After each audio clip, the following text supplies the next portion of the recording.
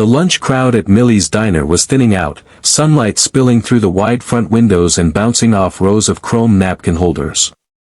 The smell of freshly brewed coffee and baked apple pie lingered in the air, warm, sweet, and comforting.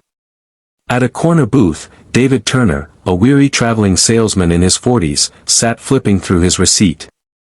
His day had been long, 3 canceled meetings, a flat tire, and a string of bad luck that seemed to follow him like a dark cloud.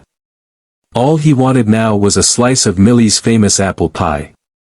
It was the one small comfort that could make the day feel a little less heavy. But when he glanced up at the dessert counter, his heart sank. The waitress, Emily, a young woman in her 20s with tired eyes and a messy bun, was boxing up the very last slice of pie. David raised his hand, calling out that he wanted it.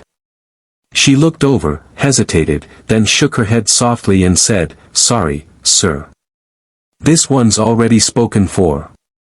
He frowned. Already spoken for? He had just watched her write, "Take home," on the box herself. A small spark of irritation flared inside him. "Come on," he muttered under his breath.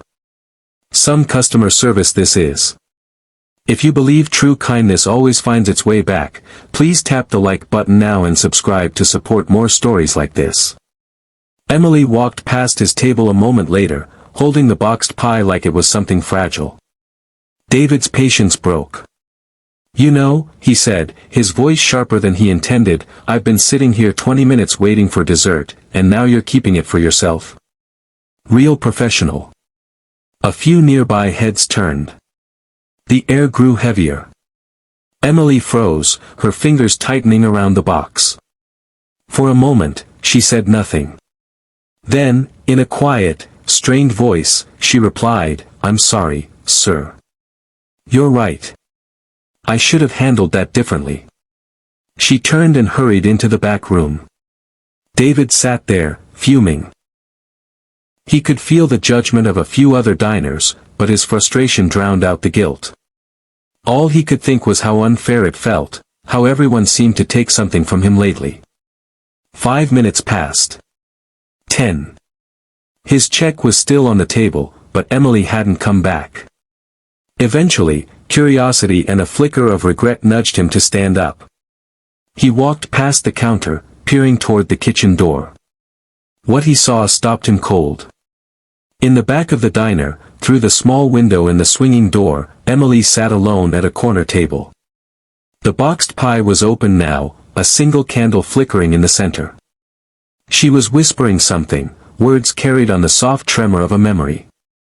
Then she lit a match, placed it on the candle, and whispered, "Happy birthday, Lily."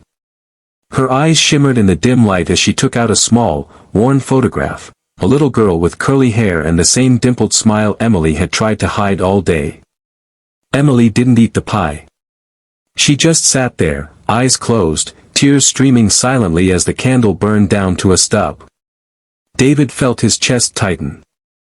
The noise of the diner faded away. He realized, in one crushing moment, that the pie hadn't been for her, it was for someone she'd lost. He stepped back, guilt washing over him like a cold wave. When Emily finally returned to the front, her eyes were red but her smile was composed.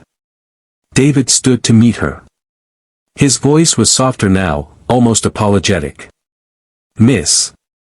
I'm sorry. I shouldn't have said what I did." She gave a small nod, her tone steady but kind. "It's okay. You couldn't have known." He wanted to ask more, but something told him not to.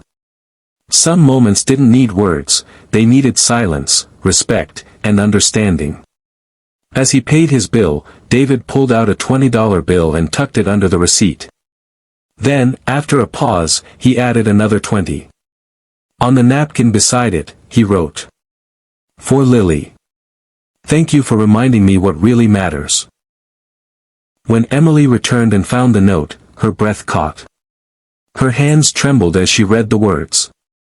She looked toward the window just in time to see David stepping into the afternoon light, his shoulders lighter than before.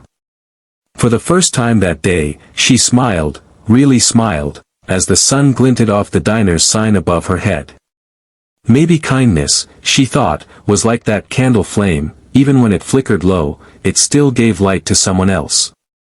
We'd love to hear your story. What is the most memorable act of unexpected kindness you have witnessed or received? Share it in the comments below. As the bell over the diner door jingled one last time that afternoon, Emily whispered to herself, "Happy birthday, baby girl." And somewhere between the smell of apple pie and the sound of the fading highway beyond the window, there was peace, a quiet reminder that compassion can heal even the sharpest misunderstandings. If this story touched your heart, please like, share, and subscribe to help us spread more stories of kindness and humanity.